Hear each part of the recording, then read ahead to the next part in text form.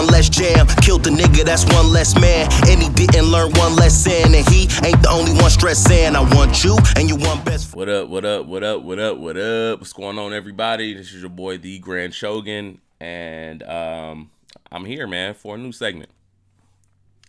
This basically, once the true translation, the real translations come out for the One Piece manga chapter, I'm gonna try and give my thoughts on those. So these will sort of just be me, more so than when I live react. I have the fellas and everything in the call, and we have a good time, and you know what I'm saying, we talk shit and all that.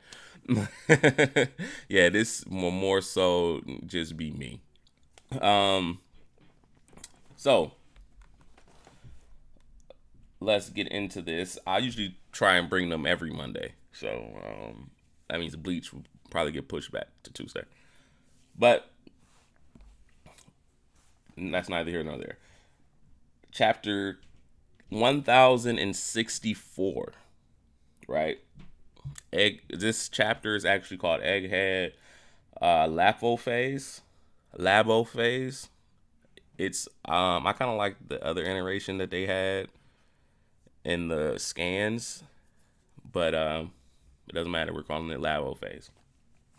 The cover page is actually pretty dope. So we did think from the last couple of cover pages, the Blackbeard pirates did invade. They invaded Whole Cake Island, and we find out here. Well, no, we found out last chapter that they kidnapped Pudding. Here we find out it was Aokiji and Van Augur. I am interested when this took place, because you know later on in the chapter we find out that Van Augur is with Blackbeard. So it would just be interesting to me when this took place. I want to say it was, if I had to guess, I would say it was before. So probably around the same time Blackbeard went to Amazon Lily, found Augur, and Aokiji was going here. If I had to guess, we really don't know, but if I had to guess,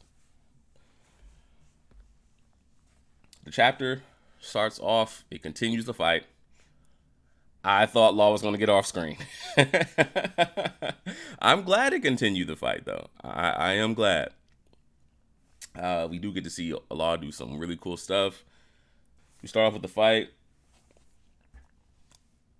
Blackbeard is riding on top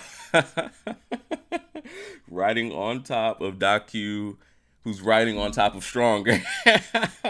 It's really funny. I love the dynamic between the Blackbeard pirates.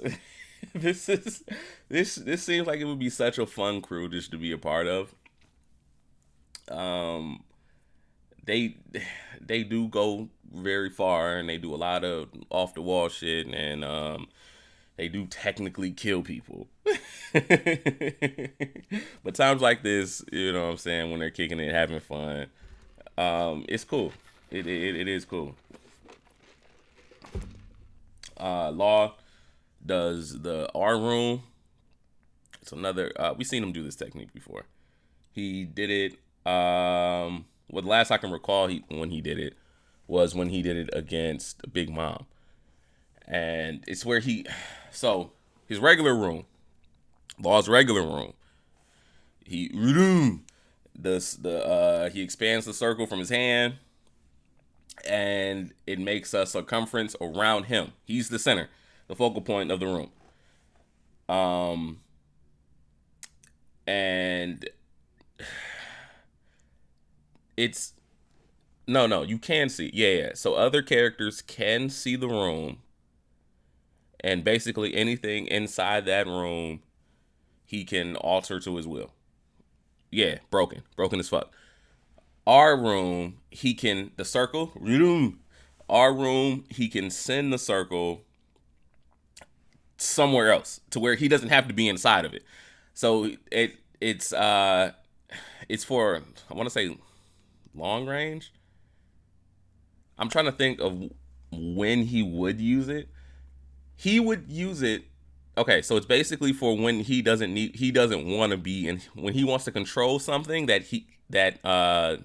he's not inside of. Basically, he used it against Big Mom to completely shut off her voice, so she couldn't call Prometheus when kids shot her through the building, or shot her through Onigashima. Law silenced everything in the room, so she couldn't hear. You couldn't hear her, and she couldn't hear. So that Prometheus couldn't hear her and go down to help. It also silenced all the bombs, so everybody that was partying inside of Wano at the Flower Capital, they didn't hear anything. And a bomb that big going off, all those moms, you would have, you would have heard something. You would have felt the after effects of it too. So yeah, I guess you couldn't really. He didn't just cut off sound. He cut off the quakes that would have came too with it. It's weird. It's really fucking weird. It's really weird. Law is an insanely broken character. Law is insanely broken. But anyway, he does that again. Our room puts it on where Stronger and Blackbeard and Docu are. Amputate. He doesn't. We've been seeing him do amputate. We've been seeing him do amputate. I didn't hear that his powers could do that, because he probably heard that you can see when Law creates the dome and he's inside of his dome. You didn't think that he could just assign. I don't want to say assign, because that's another person's power. But he can basically choose where he wants the dome to go. That's basically what Blackbeard's so confused about. But amputate, or he says, is that an awakened technique? I don't know if it's an awakened technique, because I think he used it before he showed us his awakening. I think he used it before. He does do his awakening inside this chapter though. So he cuts Stronger in half. Blackbeard is then so he's falling now. And then he uses a quake power that we haven't really seen. It's basically Tremor Crash. That's right. He's using Tremor Crash. He's in the air. He punches the air so it can stop him from falling for a little bit. It pauses him for a little bit, and everyone on the ground gets the tremor. You got some of the lost people falling down, and while Docu's falling, Docu is, oh my god, he's like, damn it, did you kill my horse, my favorite horse? I love this horse. No, he says, damn it, Stronger, no, are you dead? So he's like, basically, he thinks this horse is dead, as anyone would think if you just been cut in half. I'm not gonna lie, I would think the same thing if I didn't know Law's powers. I would say, damn, did Law just kill that horse? He throws his little exploding apples. He throws them down at he throws them to where the rest of the crew, Law's crew, is, hoping to explode most of them. But I think it's Sachi. Sachi and Penguin can actually they actually aren't useless. I know Black in my call this chapter, I know he said that Law reminds him of 07 LeBron when he carried when he carried a bad Cavs team. I don't think they were that bad. I'm not gonna lie. I don't think they were that bad, but when he did carry the team though. He carried the team to the '07 finals against the Spurs. That was hilarious. That was hilarious. So he basically insinuating Law's crew is trash, for lack of a better term. Trash. We find out that they actually can do something. They're not useless. Sachi dives into the water and he sucks up a lot of water to where his body physically expands, and he shoots the water like a fucking hydro pump or a water gun. He shoots it at the apples. They explode in the air, saving his crew. I don't know how he does this. I don't, unless he's like Fishman, or it's just a power that Oda usually does.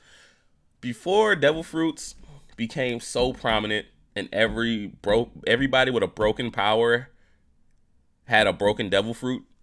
You know what I'm saying? That was the reason for the power.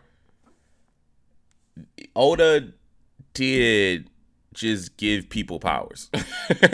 Without Devil Fruit, he did just give you powers. Back in One Piece, back in pre-time skip and whatnot. But I don't. They clearly don't have Devil Fruits because they're swimming in the water and they're swimming very fast. But I don't know how you can do this. The only explanation he gives is it's because he's from North Blue. He was raised and born and raised on the playground. Is where I spend most of my days. He's from North Blue. I don't know. I don't know, but I'm rocking with him. So while that's all happening, you already know, like, Blackbeard's pirates is they with the shits. With the shits. They are with the shits. So I mean that by saying some people say it's not fighting fair. I say it's like it's realizing you're in a team fight. You know what I'm saying? That's what I think. That's what I think. Me and my friend had this joke.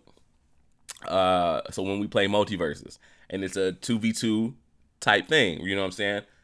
Me and my boy got this joke where we say we the Z fighters because we be jumping niggas.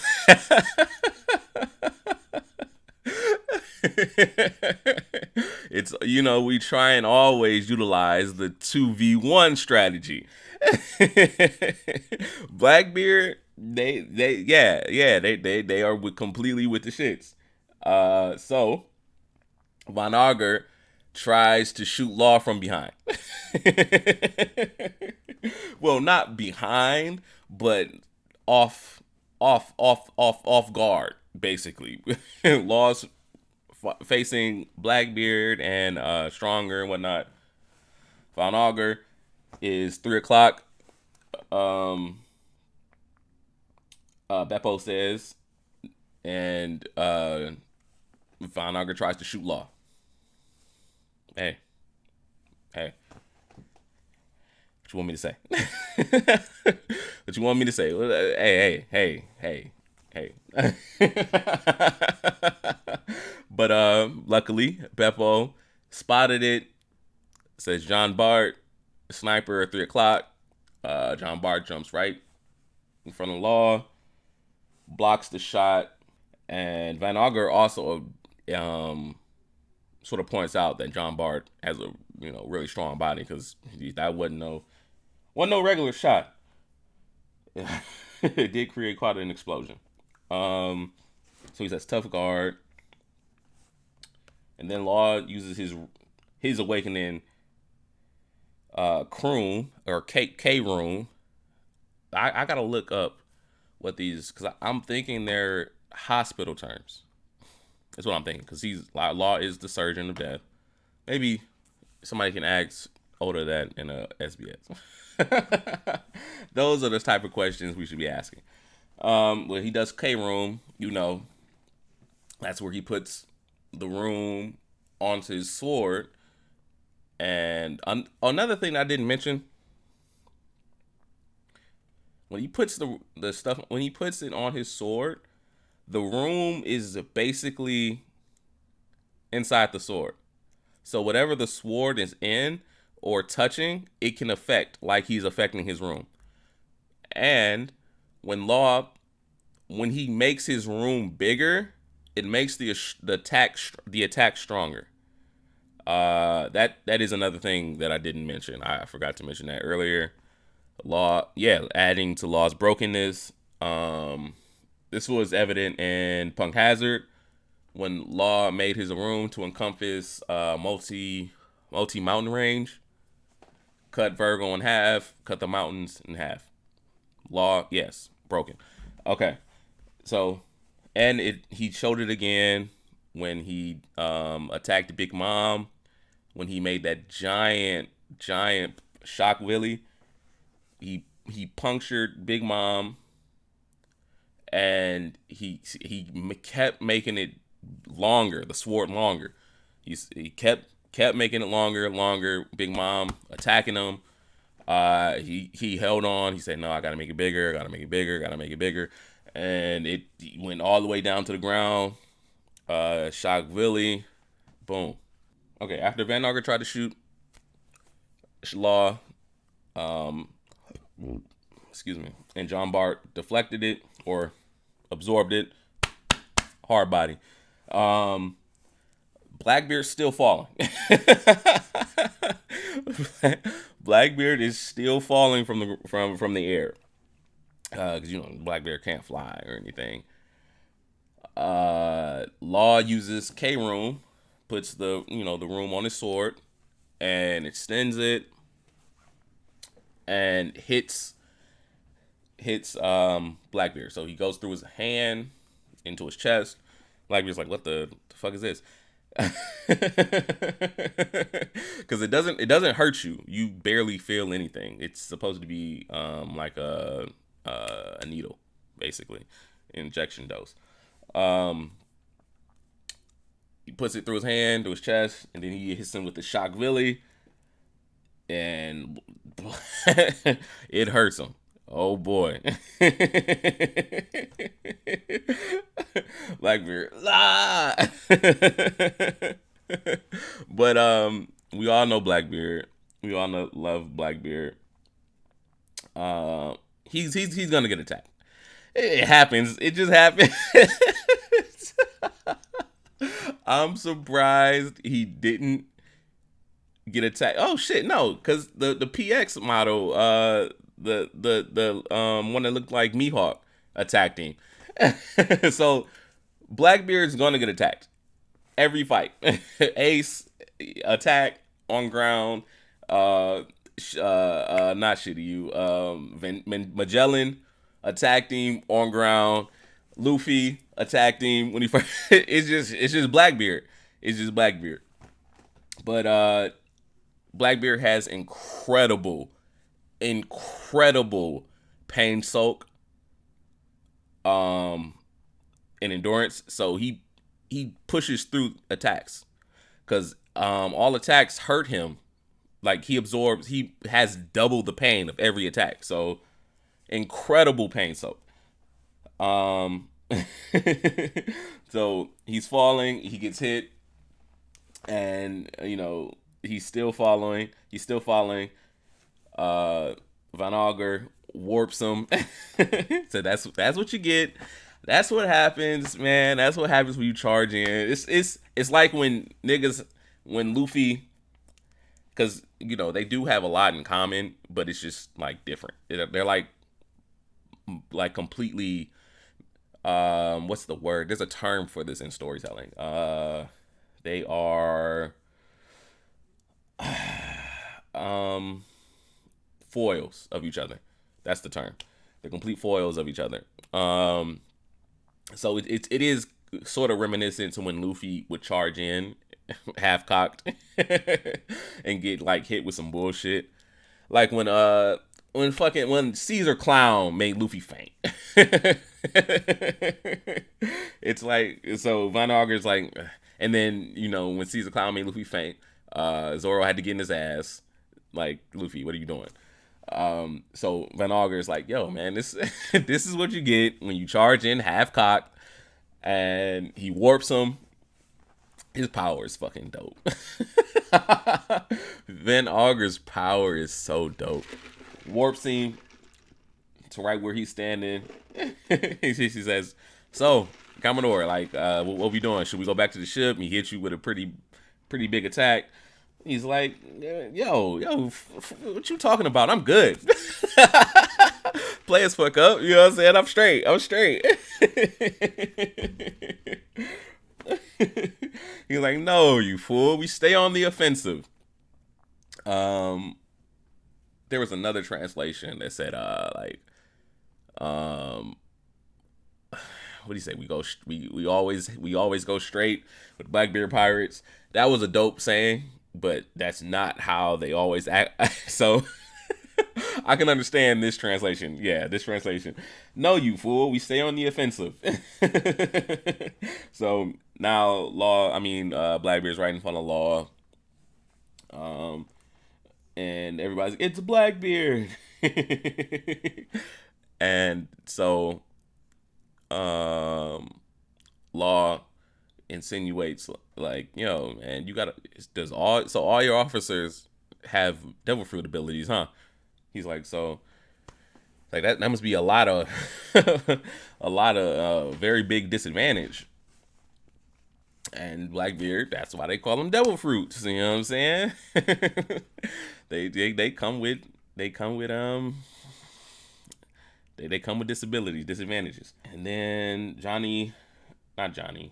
Sachi and Penguin, they're still under the water, and they are attacking Blackbeard's ship from underwater. And basically, there's two just random fodder niggas on the ship. Like, Blackbeard has a lot of niggas with him. So they're just random fodder niggas just watching the prison inside the ship, which is housing none other than Pudding. So Pudding has been captured. Pudding he took Pudding, obviously, because she's a three-eyed member, the only one left, or one of the very few left. He took her so she'll be able to read the poneglyphs later. Pudding says, you guys, you know what I'm saying, you won't be talking this crazy, basically, if Mom's still alive. Basically still leaving it ambiguous, I want to say. I don't see Big Mom coming back into the story, making any type of... If she does coming back in the story, it's not going to be a major role. I think she's gone. With Kaido, along with Kaido, I think he's gone. But if they do come back in the story, I wouldn't be mad. Like, they were pretty dope ass characters. Big Mom and Kaido were obviously pretty dope. So they do come back. That's dope. But I don't see them doing anything like major in the story. Like, I don't see another fight between Luffy and them. The fight ends with Law slicing down Blackbeard, blocking it with his quake, which is kind of interesting that's possible, because Law's his attacks, his K-room is supposed to go through anything, which is weird that it stops like at that. And then Blackbeard uses his black vortex. So that's gonna get interesting. Now we know Oda. We know him. I would like to keep seeing this fight. I don't know. I don't know. I can see it both ways. Right? I can see us getting another chapter of this fight. getting to like what should be the ending, like it did with Ace. What should be the ending, and then we go away from the fight completely. I can see us leaving right here. We come back, find out Law's been defeated by Blackbeard. I don't know. I don't know. One thing I do want to mention though. One thing I do want to mention is because I didn't get to mention this last week because I hadn't started this segment last week. This fight is going to give Blackbeard, if not all the road poneglyphs, he would only have one left. But I think it's giving him all the road poneglyphs. So, we know on the cover page, Blackbeard just left Whole Cake Island. I don't see them leaving Whole Cake Island without getting the road poneglyph from Big Mom. Kaido knows Blackbeard knows Kaido had a road poneglyph. So that's why he's right. That's why he's there. He's there because he knew out of Luffy, Kid, Law, one of them would come this way. So he's waiting. That's what he ambushed them. That's what happened last chapter. And they were in the water. He used his quake to make them have to surface. So he was waiting. He was waiting on one of them. So it just had to be Law, you know what I'm saying? No, apparently. I kind of figured it would be Law. Out of all of the three, it's not going to be Luffy because that match is going to be set for when they're getting the One Piece. So when's it going to be them? It's not going to be Kid because the community does not respect Kid, and that is mostly Oda's fault. Mostly that is Oda's fault. So Law, everyone loves Law. I love Law. You love Law. She loves Law. The person who's never read One Piece loves Law.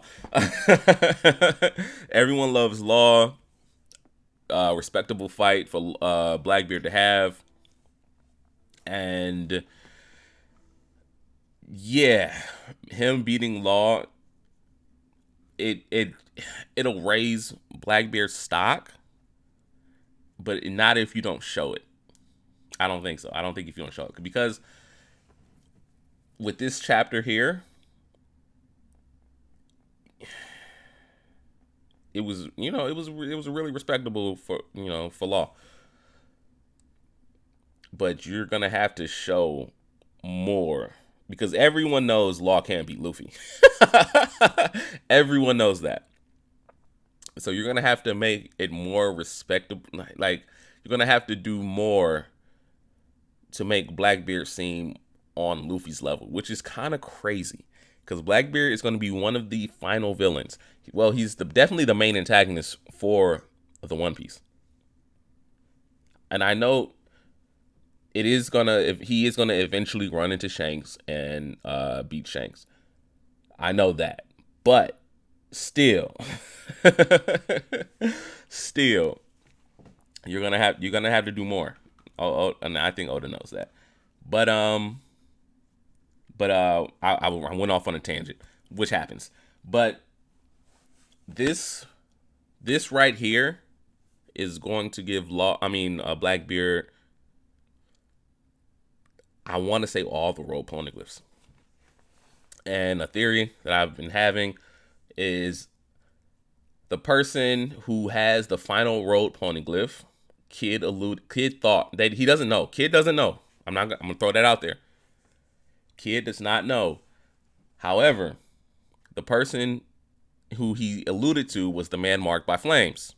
As soon as he said that, I thought the man marked by flames would be a new character that we haven't met yet. But Law has met him. I'm insinuating. This is all speculative. All speculative. I think Law has met him because of Law's reaction. So, with that fact, I do think that the man marked by flames was Wang Shi, right? Wang Shi, Wang Shi was a pirate on the rocks. He was in charge of Full of Lead Island. Blackbeard took over Full of Lead Island. I think Blackbeard, because of the Rocky Port incident, so that led to Blackbeard taking over Full of Lead Island. So because of that incident, I think Blackbeard is in possession of a road poneglyph, or the road poneglyph rubbing that I think he just had the rubbing that Wang Shi's had, right? Law has Zou's rubbing. Law has Wano's rubbing. Blackbeard's taking those two. Blackbeard will beat Law. If we get to see, regardless if we get to see it or not. I hope we get to see it. But regardless of that, Blackbeard's beating Law. He's taking those two poneglyphs. And since he just kidnapped Pudding, I think it's pretty safe to assume he does have the road poneglyph rubbing from Big Mom. So Blackbeard would have 4. What stops him from getting the One Piece right now, this very date, Pudding has not awakened her power of the voice of all things, or whatever it is that allows the Three-Eyed Tribe to read the poneglyphs. She'll awaken that when it's time for Luffy to get his final poneglyph, and they're going to race to the One Piece. Got all that?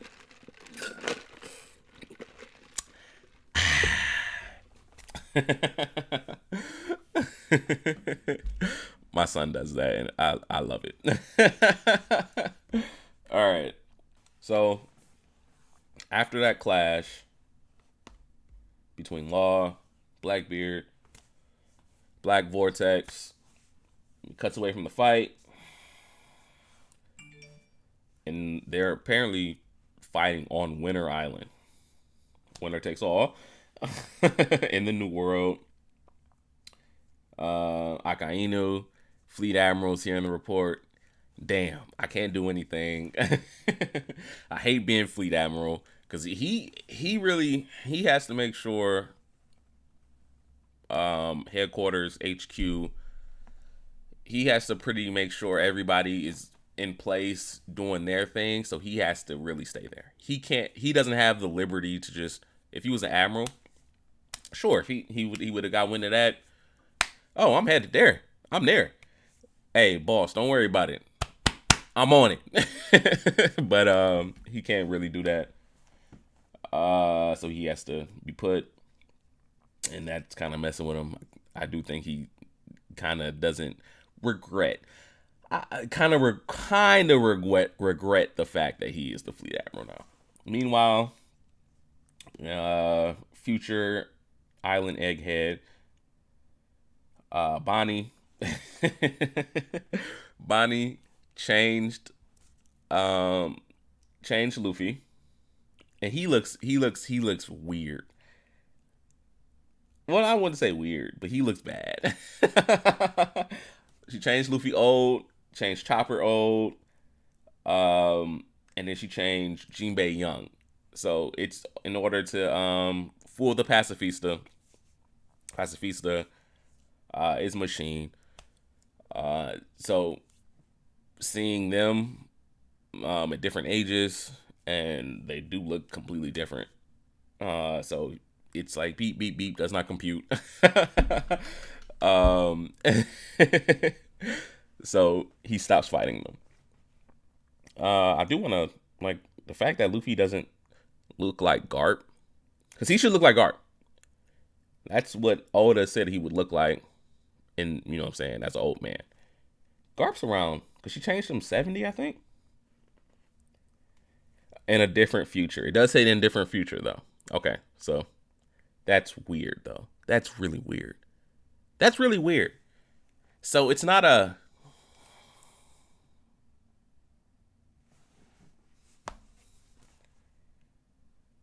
Huh. That now. That's interesting. Yeah, because I must have just skimmed over that. So in a different future, that doesn't make sense. I don't know. I don't know about that. I'll probably have to make a video about that later on. Can she? So what is like? It's not a. That's weird. Cause yeah, at 70, he would look like Garp. Oda already drew it. He drew it like if things went right, he would look like Garp. So I guess things didn't go right here.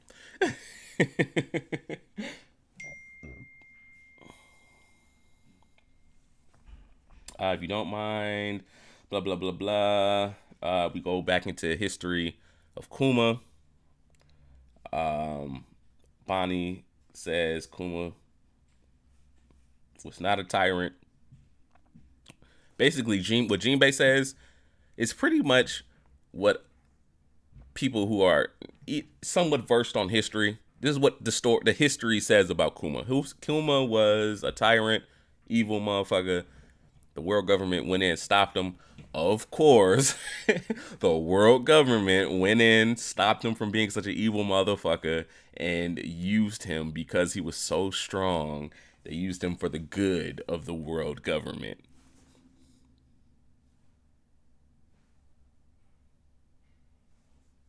Okay. Okay. Clearly, that's not the truth. Clearly, that's not the truth. Bonnie wholeheartedly disputes that, rejects that with all her heart. Not the truth at all. And she even goes as far as to say Kuma hated the world government, which is why he was with the revolutionaries. Makes sense. Pulls. She's looking through. So where they're at is a bunch of junk, quote unquote junk, compared to whatever Vegapunk has in his lab that he considers not failures. And we can see, we know that Vegapunk's failures aren't necessarily failures. They're failures to his standards. Seeing as how Momo, the fruit Momo ate, was a Vegapunk failure. Not really a failure, bruh. Nah. Nah. Not really a failure, bro.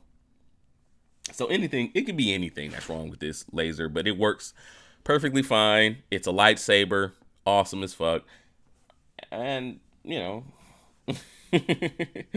so she goes on to comment on how her dad said that he was a special race, which is why Vegapunk might be so smart. He might be an alien. He might be an alien, bringing, what I'm saying, bringing special logic, special knowledge to the One Piece world from his highly advanced alien civilization.